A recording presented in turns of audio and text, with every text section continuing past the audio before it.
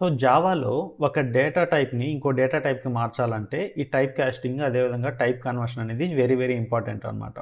So ఈ type casting అనేది మనకు 2 వేస్‌లో డిఫైన్ చేసుంటారు. ఒకటొచ్చి వైడనింగ్ కన్వర్షన్ అదేవిధంగా ఇంకోటి నారోయింగ్ కాస్టింగ్ అనమాట. మనకున్న డేటా టైప్స్ ఏంటి?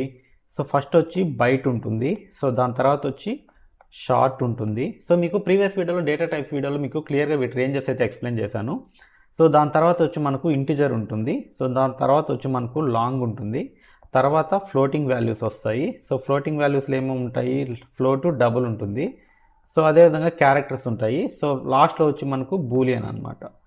సో ఇట్లా చూసుకున్నప్పుడు ఏంటంటే ఈ బైట్ అనేది షార్ట్ కంటే చిన్నది. ఇంకో విధంగా చెప్పాలంటే ఈ షార్ట్ అనేది బైట్ కంటే పెద్దది, ఇంట్ అనేది షార్ట్ కంటే పెద్దది, అదేవిధంగా లాంగ్ అనేది మనకు ఇంటిజర్ కంటే పెద్దది. సో ఇట్లా ఏంటంటే వాల్యూ అనేది పెరుగుతూ పోతున్నాయి అనమాట. సో దీన్నే మనము వైడనింగ్ కన్వర్షన్ అంటాము.